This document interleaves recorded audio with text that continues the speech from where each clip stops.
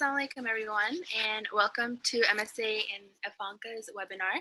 I would like to welcome you on behalf of MSA National and Ifanka, the Islamic Food and Nutrition Council of America. My name is Nimra Riaz, and I'm a board member at MSA National. And today we have the honor to have Asma Ahad and Shafeen Patel with us today to talk about case studies and tips on how to talk to your university or college about halal dining options. And a brief history on MSA National. So MSA National has been around for about 56 years. And with an organization that's been around for that long, we've had different models, different strategies that we've been through. And the current version of MSA National is based on having professionals in the MSA board and also creating content that will benefit MSAs on the ground. And so today I'm excited to have Sister Asma and Sister Shafeen to talk about a resource that you will be able to inshallah use at your university or college. So Asma is the Director of Halal Market Development at Ifanka, and Shafeen is a recent graduate at UC San Diego. And then Shafeen, with the help of a team and of course by the will of Allah, worked to establish a fully certified halal dining at UCSD, which is the first of its kind at the West Coast. So with that, I will start the slides and Asma can take it from here. One second, once I figure this out.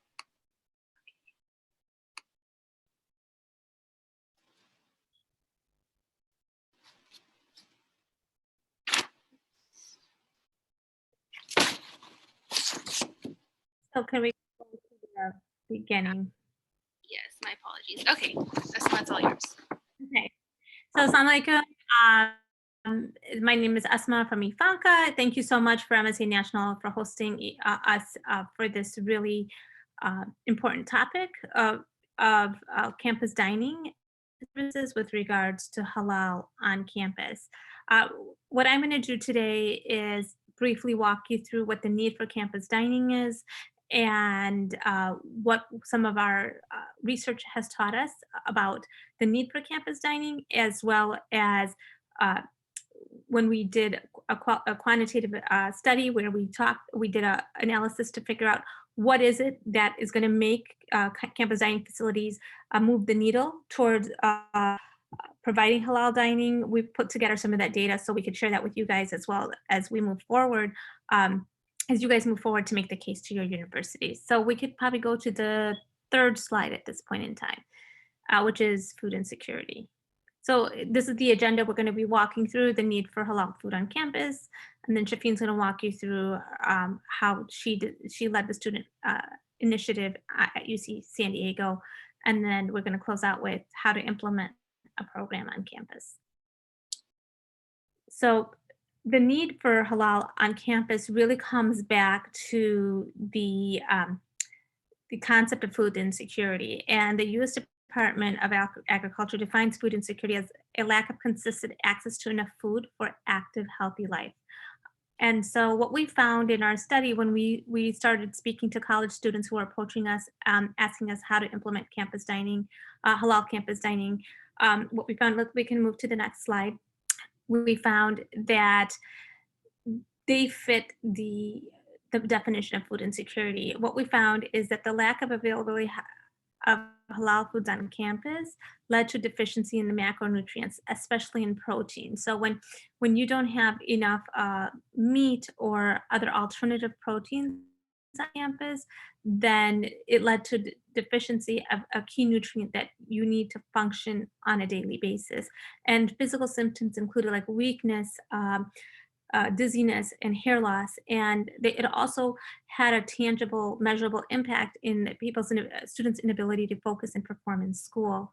One of the things I wanted to add here is that when we were talking to students, a lot of times they said, our school has told us that we have kosher and vegetarian options as a alternative for halal, and over like 70 to 80% of the people of the Muslim students we spoke to did not find those alternatives acceptable. And it was not just not acceptable, but they were not eating it. And they were they were deficient in these macronutrients.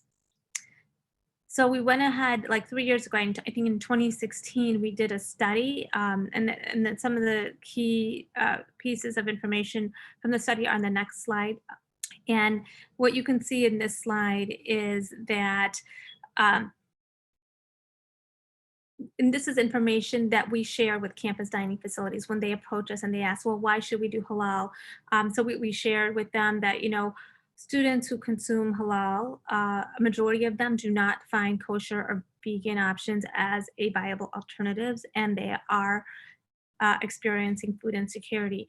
But there's other reasons that we should look at Muslim students. Like, for example, Muslims in the US pursue higher secondary education beyond what the average American does. 40% of Muslim Americans hold a college degree or higher, and I average 32% of Americans hold a college degree.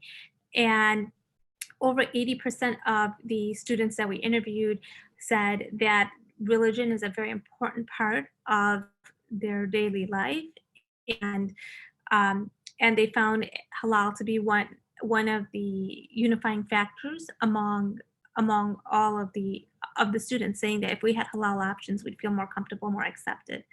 The Interfaith Youth Corps did a study a couple of years ago, and what they found is that if you had a halal food service station, or if you had a food service station that recognized a certain minority group, it not only reaffirmed the identity of the population that you're meeting the needs for example, for halal food service station that would be Muslims, but it also affirms the presence and the viability of that group for all of the other students on campus as well. So when we're looking at diversity and inclusion, this is a very important factor. It's a very important factor from a perspective of basic macronutrients and people needing to eat daily, but also from a diversity and inclusion perspective.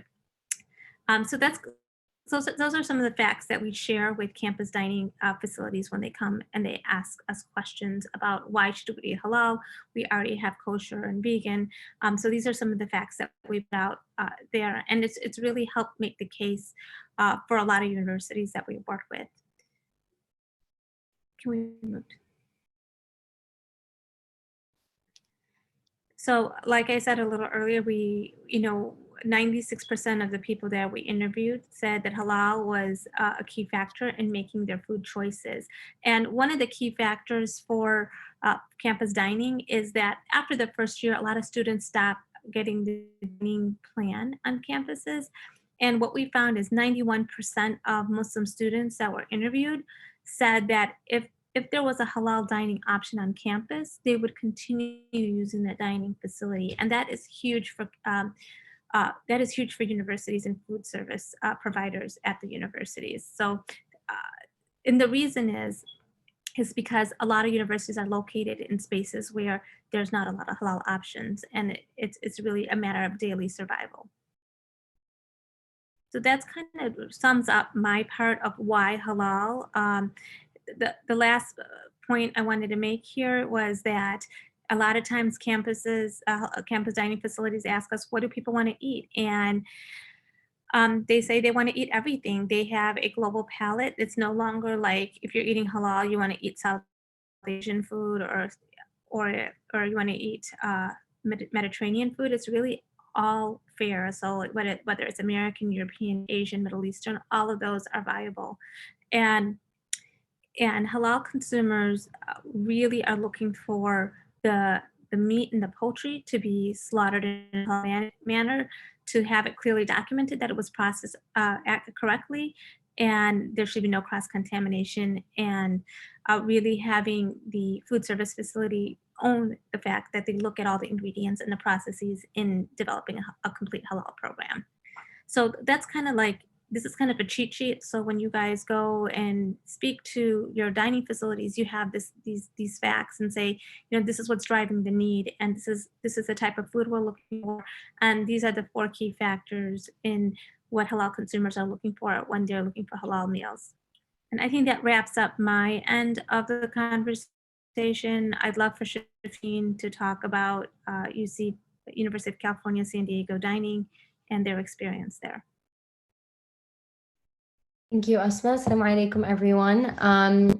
Okay, so as Nimra said, I am a recently graduated student, and last year and we started this project about a year or two ago where we started to work to get the first halal certified dining hall in California. And alhamdulillah, just this past fall, UCSD opened the first certified dining hall in the West Coast. So I wanted to talk about two kind of major things. First, I want to kind of talk about why this is important, why this should matter. And, hopefully if you're watching this, this already matters to you, but kind of going through some of the beliefs and principles that we really held tight while that really got us through this process. And then secondly, I want to talk a little bit more concretely about the process that we followed and answer any questions that students may have at their respective schools. So first of all, why is this important? I think two things that I look at this in two ways. First of all, it's really important on an individual level. And I think Esma really did a great job about highlighting how important it is for us to think about the students in our MSA who may be eating halal or sabiha and need literally these options to survive. I mean, just looking at myself as someone who eats sabiha, like there were times on campus where, I would go the whole day without eating just because, right, like you're running around on campus, it's really difficult to, if you don't have options, you don't have options. So really thinking about this as a food security issue. And something that, one example we always use in our MSA was if you don't eat halal, you're still going to benefit from this, right? So it's something like if you think about a party and if you do not have halal food, then some of the people are going to go home hungry. But if you have halal food, everyone goes home full. So kind of thinking about the fact that by even if you only have a few people in your MSA, it's still something that can benefit everyone. And that kind of leads me to my second point, that you can also, there's this individual level, but there's also this kind of institutional level in the trajectory of our community in America, not only just specifically to halal, but in general, like looking at the Muslim American student experience. And thinking about like what are the things that we're advocating for our communities. You look at a lot of other groups, whether it's like the Jewish community, these communities have really rallied for their rights and come together to institutionalize kosher like across the country. So it's something that we really need to advocate for, not just for, maybe right now you don't have any MSA students who eat halal, but in the future, you don't know who's going to be, this is about your MSA 10, 15, 20 years. It's much more about the longevity of this vision. And thinking about how we can really help our communities in the eyes of administration, gaining like access to the resources that we need. So this is halal, this is prayer halls, things like that. So those are the two levels that we looked at. And then what really mattered to us, one thing that really mattered to us, and Asma can probably tell you more about this as well throughout the process, was we really wanted to do this right. And what I mean by that is we really wanted to have a certification body. We wanted to have an organization like Ifanka, or there's Halal Advocates, there's organizations working to do the certification process. And as students, it's really important for us to support them. I know a lot of our schools, for example, UCSD themselves, they would just say that their meat is halal, but there was no certification body actually ensuring that it was halal. And because of that, there were a few mistakes that were made. And we had this like category of like halal friendly, whatever that means. Like, so there wasn't really any type of process in place. And so we really wanted to get it right in actually having a regulatory body coming in and really monitoring what was going on and making sure that everything end to end, from the where the meat was coming from to the point it gets put on a student's plate, was truly halal. And I would really encourage students to think about that, because at the end of the day, as student leaders who are putting this together, it's an amana on us to make sure that, if we're putting this together, we're making sure that anything that enters our Muslim students' bodies, if we're claiming it's halal, is actually halal. And another big thing that we realized when we were advocating for this is that non-Muslims don't always know what halal is. And it's our job to communicate that to them, and they're open to learn. But unless you actually make the effort to kind of teach them what does it mean to have a halal dining hall, that it doesn't just mean that you have halal meat, but it also means you avoid alcohol or avoid cross-contamination, and really going through these rules with them. That process is really important. And so, yeah, so I guess that kind of leads me into what process did we follow.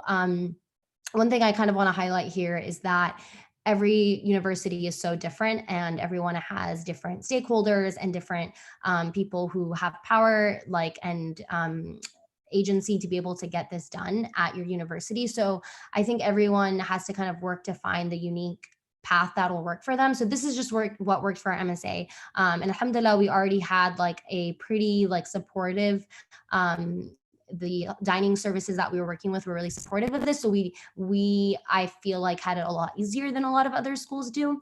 But what I've done is kind of pulled out like 5 main points that I think are really important in the process. First of all, I think the number one thing that we did is we got investment from our MSA. So we had a few people who were, really wanted to get this done.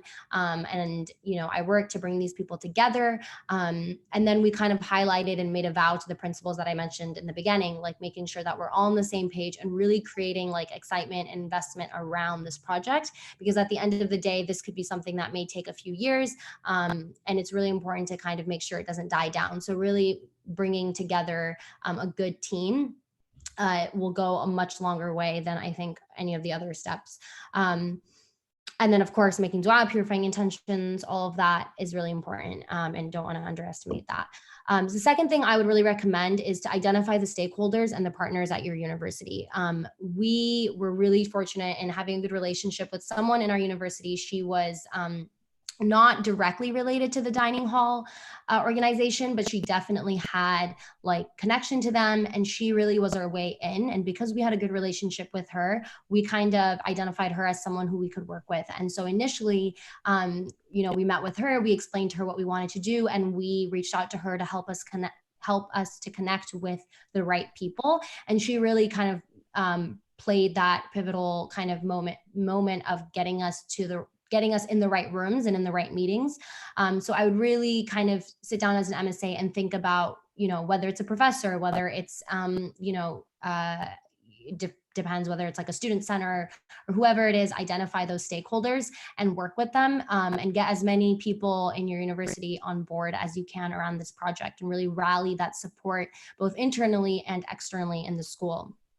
And the third thing would really be raise education. I think raise awareness and really educate these people that you've identified. We honestly, like most of the work that we did for this before we brought in the organizations was really just doing a bunch of presentations, talking about halal for a lot of meetings. We just go in and we talk to them about what, kind of the points that Esma mentioned, like why is halal important? Why is this important to the MSA on campus? Like we bring up a lot of data, like this is how many students, live on campus who don't have access to halal options, and really make them see why this is important to US students. And then another point that I really highlight about the education part is really help them understand why certification is important. And this was really what we'd hone in the first few meetings we had, was we didn't just want them to get halal meat. We really wanted them to invest in the process. And we explained to them, that the realities of the halal industry, that there is a lot of things going on that are, that are not ethical, and that in reality, a lot of corruption and things that aren't even halal. So we really kind of gave them a whole rundown. And to be honest, like there are a lot, like I know internally in our Muslim community, we have so many discussions and like all of these different controversies between halal. But when you're talking to, we didn't even go into that. Like we really didn't bring in the difference between hand slaughtered and machine slaughtered. We advocated for the highest standards. We advocated for hand slaughtered. We helped them explain why that was important. And I'd really encourage you all to do that too, because if you're going to implement halal, I think it's really important to, even if you just have one student on your campus who eats hand slaughtered, why lose out for them, right? So really support them as well. And again, like I said, this university is not aware of all of these nuances in fiqh, like that's the least thing on their mind. So really just take this as an opportunity to advocate for the highest, purest standards. So alhamdulillah, once we kind of convinced them of the problem and why the industry, why they couldn't just get halal meat and like make it halal, they were really, really on board, and they really truly understood why it was necessary to involve an organization. And at that point, we worked basically throughout this process, we worked with 2 organizations. We worked with Halal Advocates of America, also known as Hafsa, and we worked with Ifanka, and with the amazing Esma, who did so much work to help this get done. But initially in the beginning, Hafsa also kind of helped us basically do this education part and make them aware. And I think that was important because they had a lot more information that we didn't necessarily have. So I would definitely involve these organizations like early on. And really, like, I think the thing here is like, you have to push on them. I mean, if as student leaders, we all know like then admin has 1,000 things. We're usually not their priority. So really, really like keep pushing, stay in contact, get as much, get as many meetings you can with different people. And then really what we, I keep saying like all these really, but what we really pushed was the fact that like this university would not have to do that much, right? Like we pushed that it would really be, like this, we would do the work as students, this organizations would come in and do everything. And I think Esma can talk maybe more about, I think she's going to talk more about what the organizations do, but they do all the work in terms of identifying what the halal vendors are, what the halal items are. So really all the university has to do is fund this. And there really isn't that much work. And I think when you explain that to them, it takes off, like the scoping is a lot easier for them to envision. So definitely connect them with organizations. I remember in the beginning for us, like they weren't really like, when we had a meeting with, the first kind of major meeting that changed the project for us was we had one with all of the retail people on campus. So this is like anybody who sells anything on campus, like even like the bookstore and we have like a dining hall, but then we also have like vendors. So all of these people in one room, and we made the presentation to them.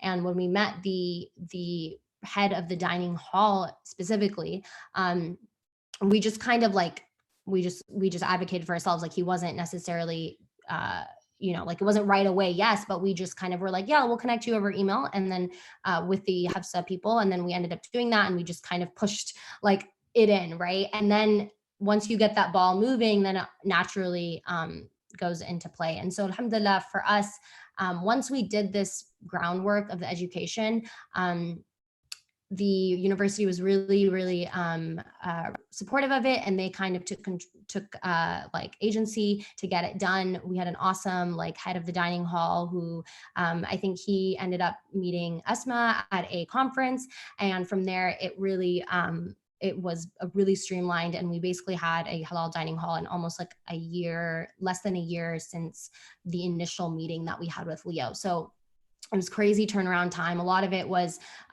like we already had at our university, we had a new dining hall being built.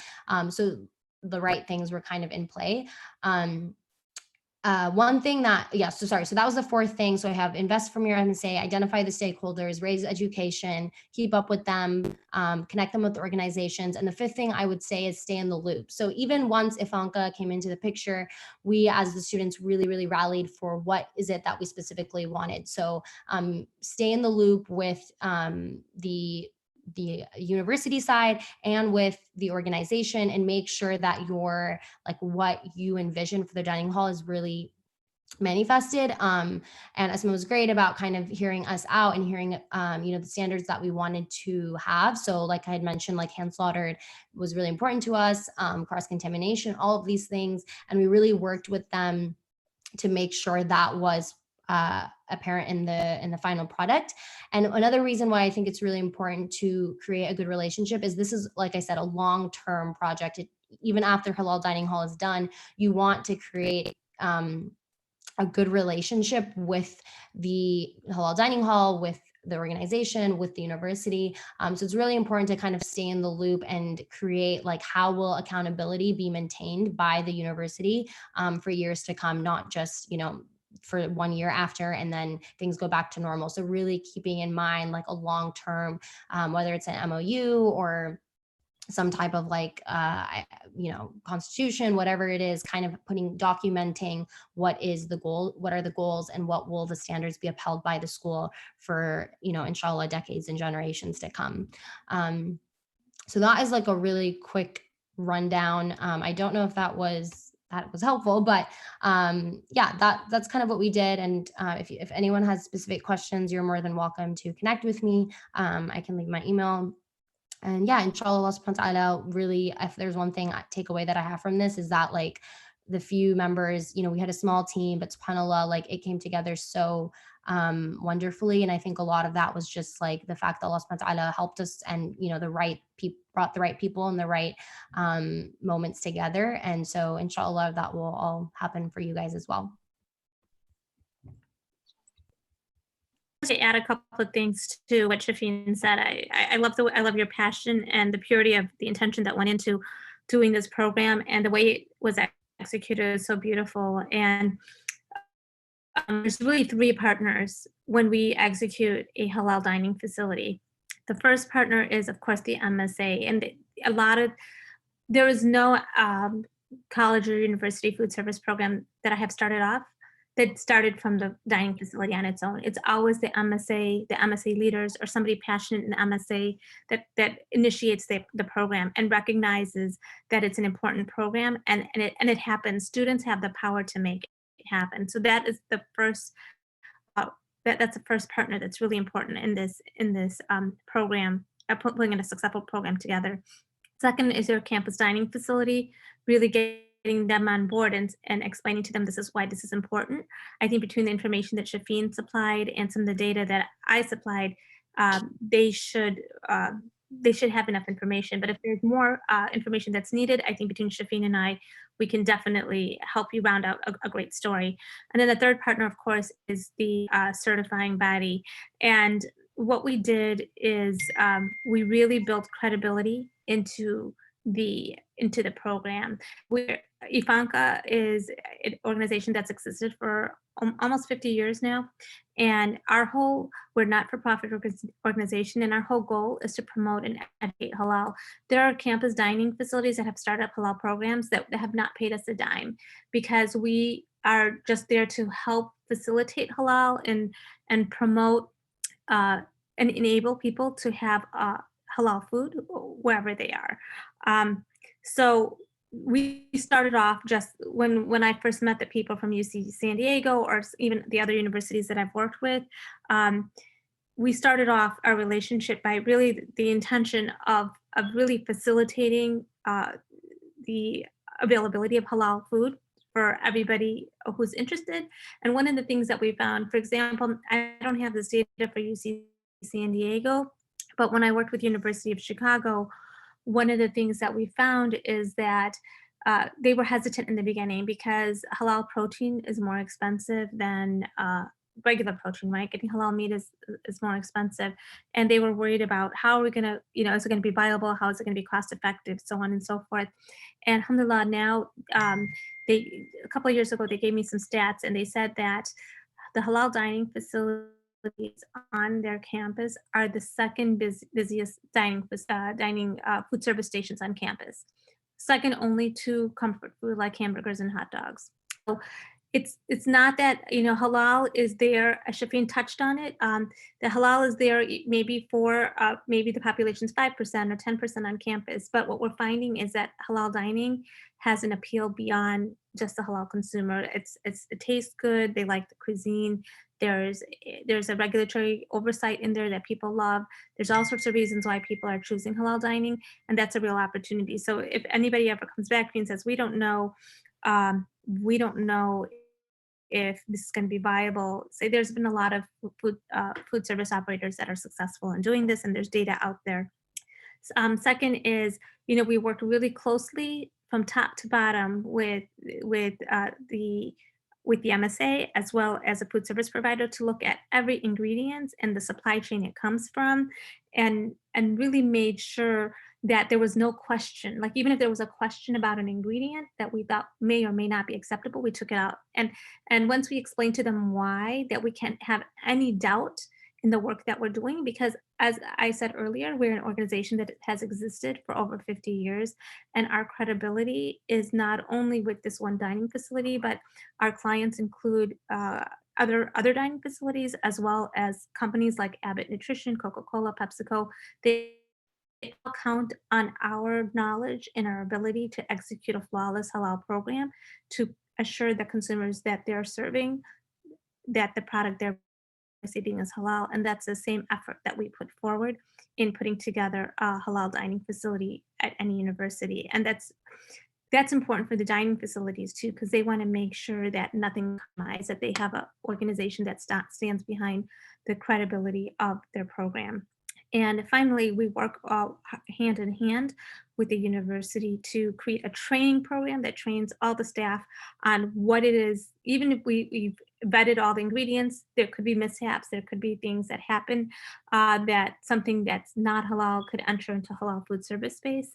So we train the staff, and we have a training log where we make sure any new hire or any time in the new semester starts or new quarter starts, that you train the whole entire staff on how to make sure you have no cross contamination or any non-halal components enter your program, enter your facility. And then we have a core team that we've assembled in partnership with each university, and an MSA lead sits on that team. So they have inside knowledge on how we are executing the halal program, and they feel confident and they can offer feedback.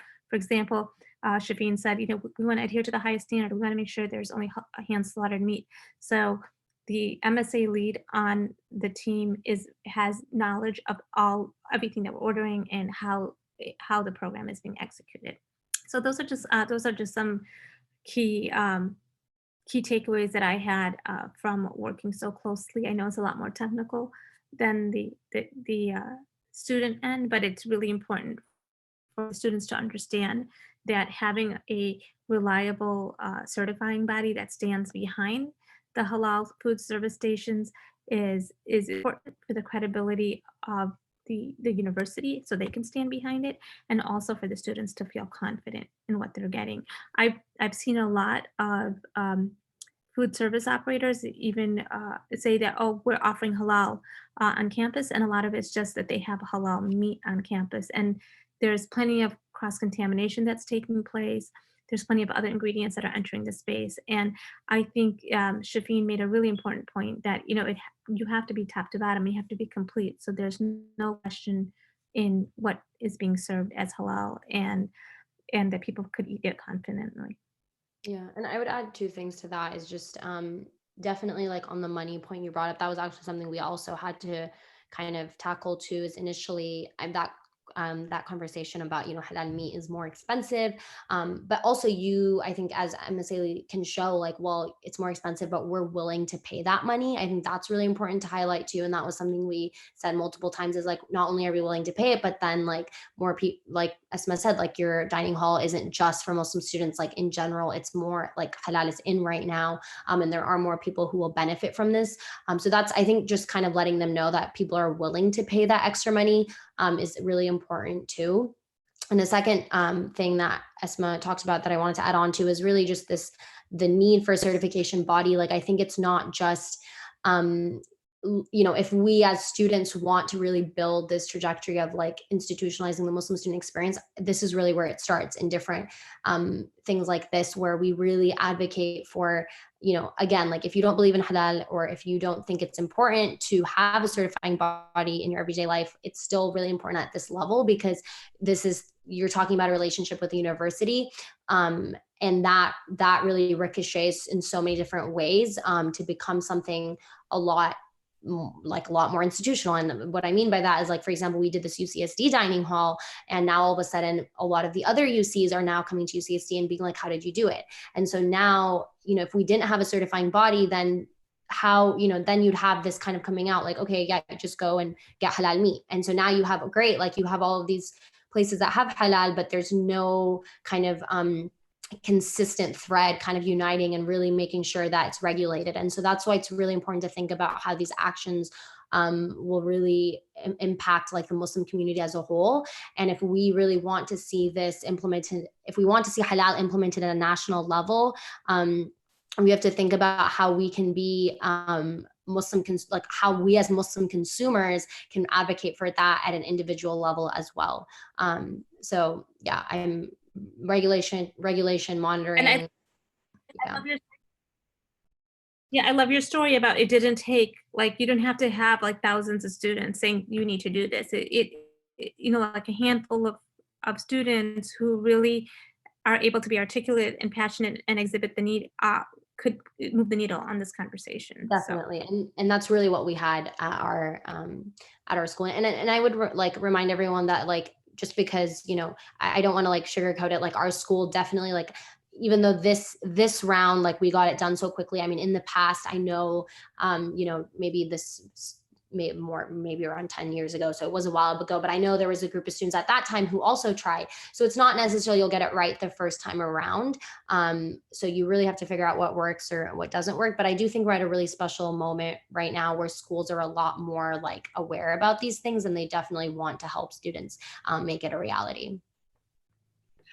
Great, thank you, Jane and Esma. We have some questions that are coming through, and just as a reminder, if anyone would like to submit a question, to click on the YouTube icon and ask through YouTube. So I think Esma and Shafin, you kind of touched on this, but were there any additional costs that came out of the MSA? And Shafin, I remember you mentioned you guys were willing to pay for it, and what was the cost like, and what else was associated with setting up the whole dining facility?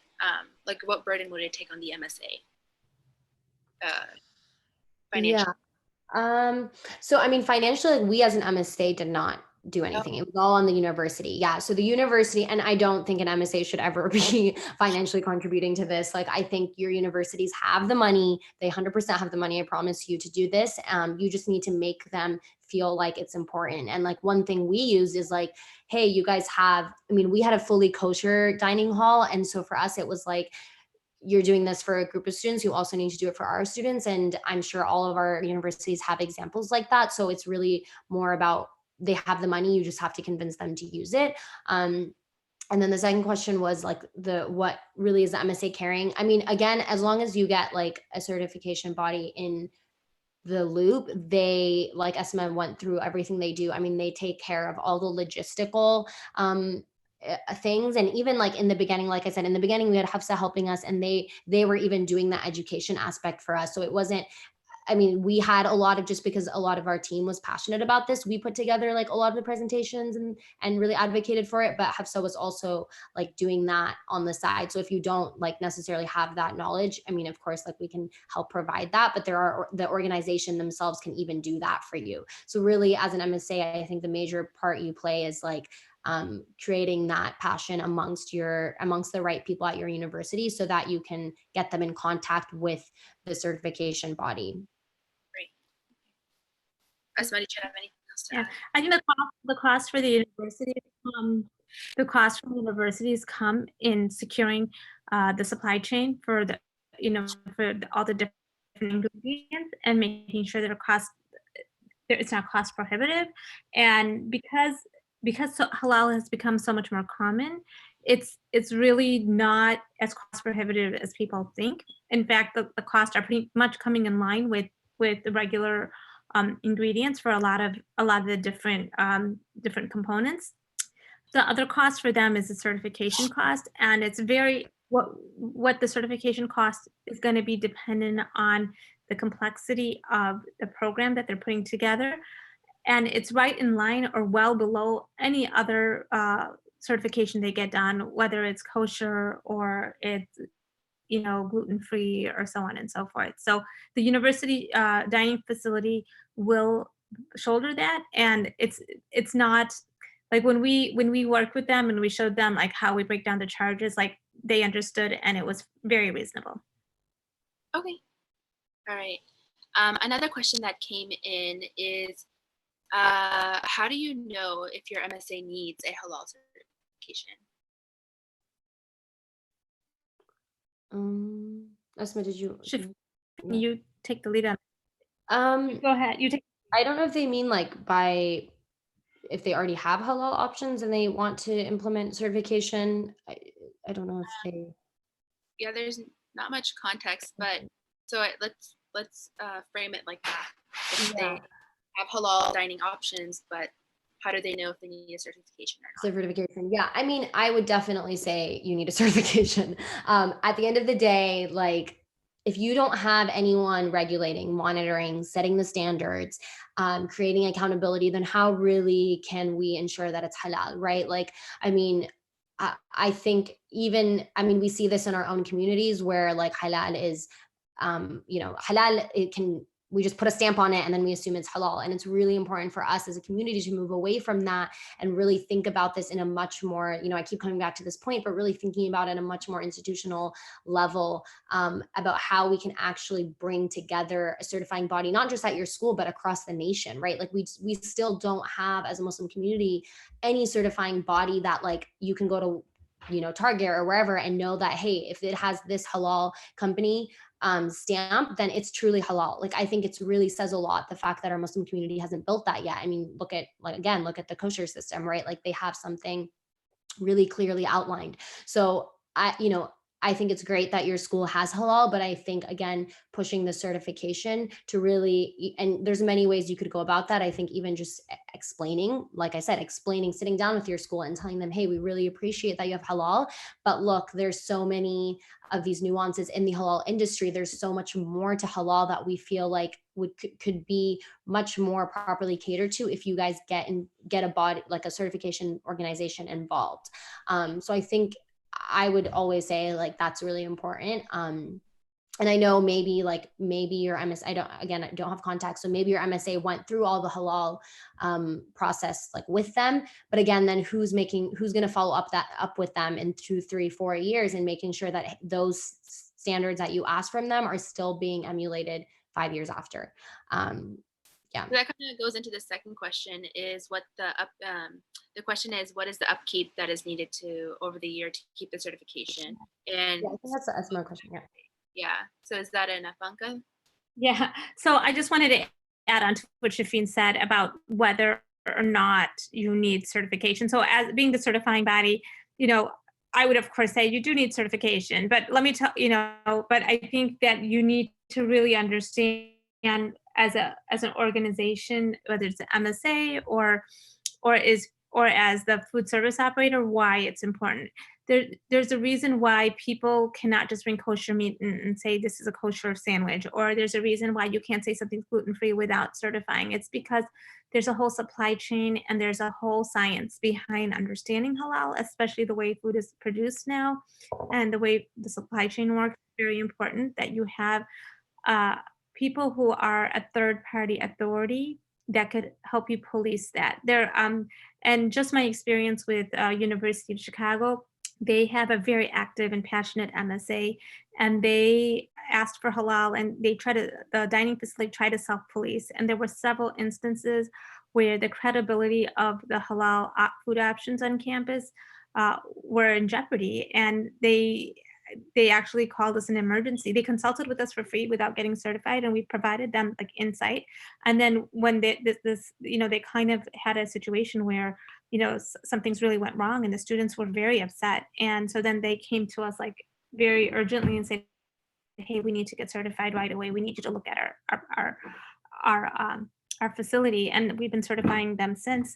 But the reason I bring up that example is that people have tried self-certifying, and you cannot self-certify. Halal is more complicated, and it's like an institution, like Shafin keeps saying.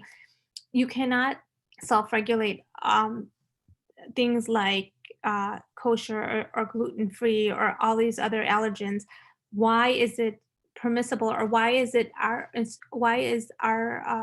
would we find it acceptable that something that's so dear and important to us is not regulated properly?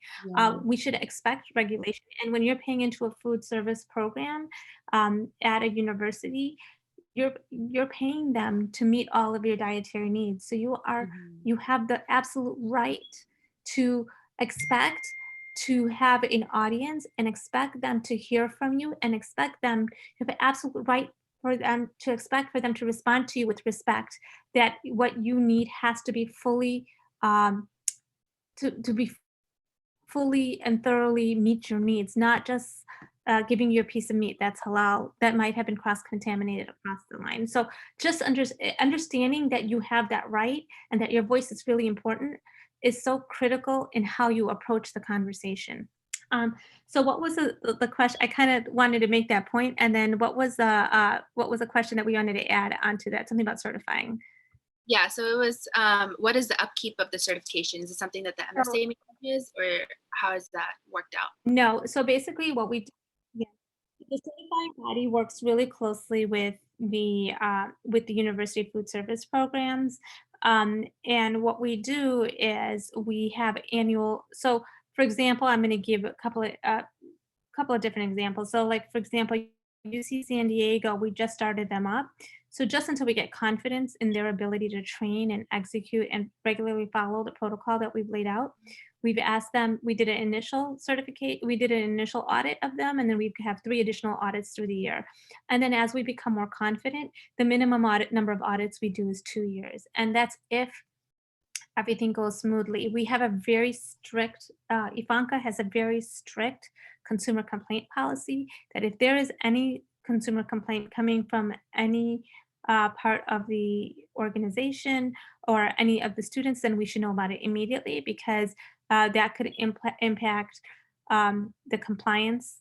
You know, if there's a compliance issue, like we need to correct it immediately. So we'd step up in addition to the reason I bring up the compliance issue is because we do our 3 audits, but if there is additional compliance issue, we have to step up and address that as well. Okay. All right, so another question that was submitted is, what is the most surprising food you think that most students think is halal but is not halal? Um, I'm excited to hear this there's answer. so many. Go Really? ahead, you can No, I want to hear your answer. I have no. well, I think it's, some of the small ingredients. Yeah. I think, like, the meat, like, it's obvious, right? You want hand slaughter, we'll get you hand slaughtered, but it's a lot of times the smaller ingredients that play into a role in that play into the area of doubtfulness or altogether haram. Like, for example, we know every anything with gelatin is not permissible, but gelatin finds its way in so many ingredients. Like, for example, so I don't know. I don't think in my introduction you said in my past life I was a product developer and I worked really closely with ingredients and developing products and like people be surprised. Like sometimes when people are developing processed cheese, they'll stick some gelatin in there to gel it up, or like for example, peanuts, Planters peanuts. And I got suckered into this the other day.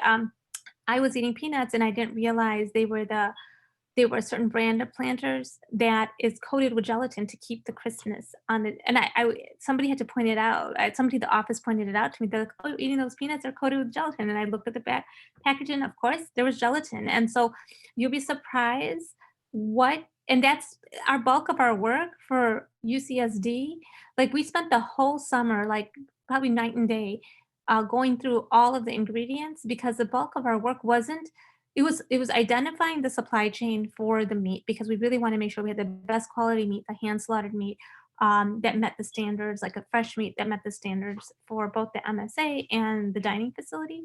But the other big bulk was going through every ingredient line and making sure it met the needs, it met our standards.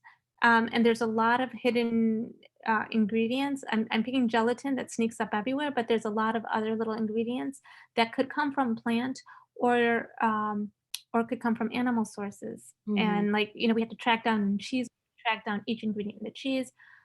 We had to track down each ingredient in like condiments. Like you'd be surprised, like condiments have like wine or spirits. Like, why do you have spirits in your mustard? We didn't, but it's there, and it's not Yeah. acceptable. Like we don't want even to enter the ingredient line.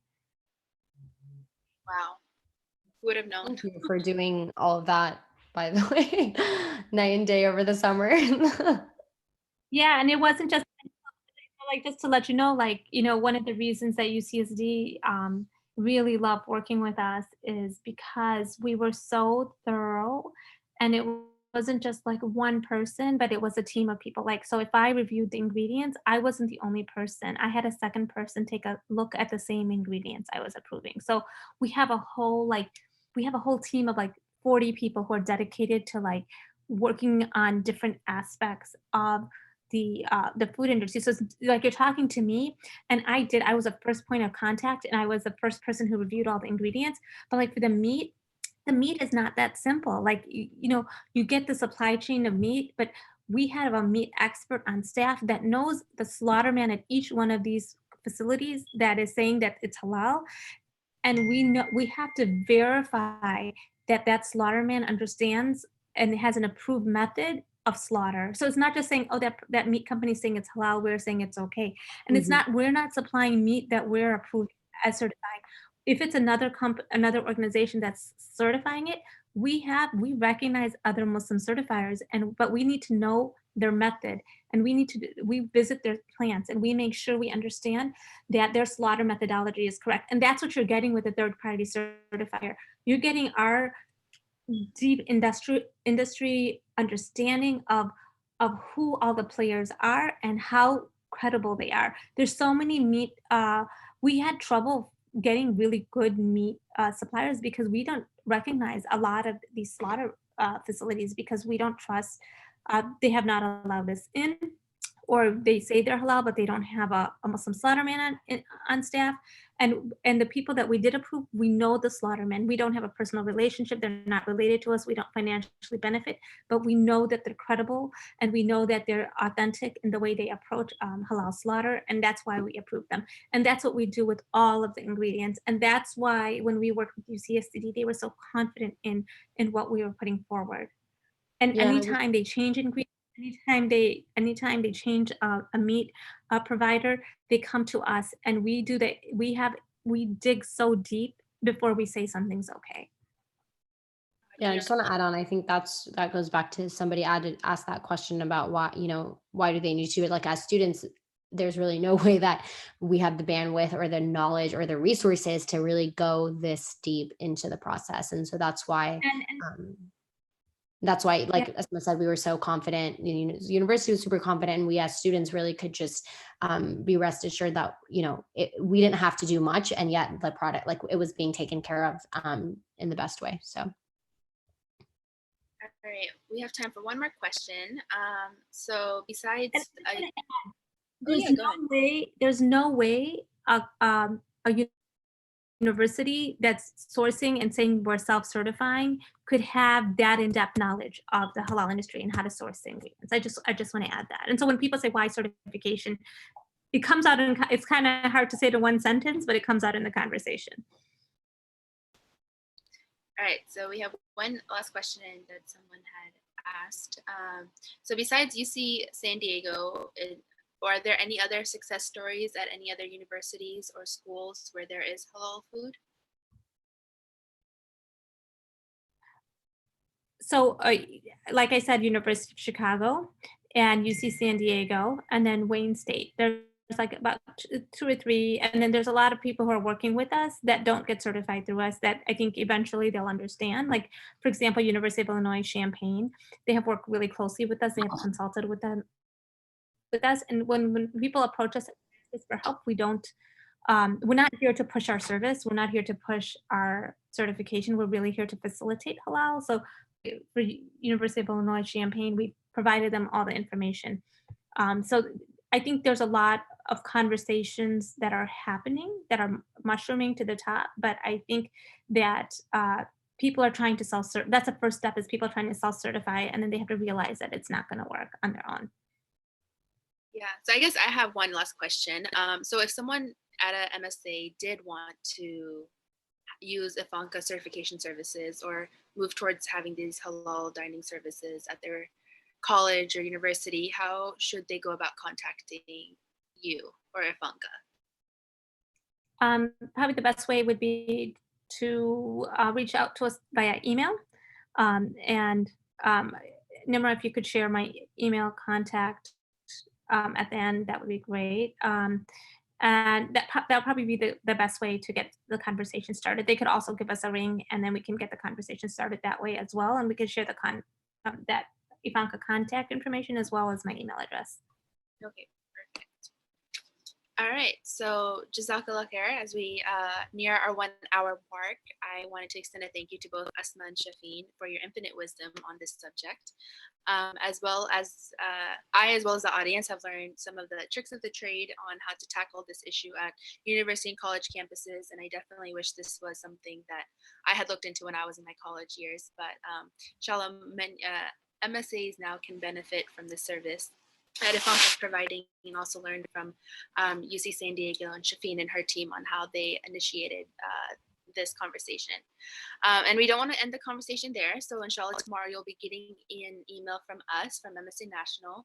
And in that, you are more than welcome to submit any unanswered questions that you may have, any comments or suggestions that you may have, and also include our contact information. And I'll be sure to also include Afanka's contact information as well, so you can reach out to them if you and your MSA are willing or wanting to go down this path. So please visit us at our msanational.org or contact us at info@msanational.org. We're always there for any questions that you may have. But with that, that's all I have. Asma and Shafeen, did you have any closing remarks? No, just thank you guys for offering this platform and giving us a space to talk. Yes, definitely. I think it'll be definitely beneficial from hearing from your story and having this content used as a toolkit for other MSAs, inshallah. Inshallah. Yeah. And to anyone who's listening, I think they're going to share my email. So feel free, if you need just advice or support, definitely feel free to reach out. All right. Jazakallah khair, everyone. Assalamu alaikum. Assalamu alaikum. Jazakallah khairan. Assalamu alaikum.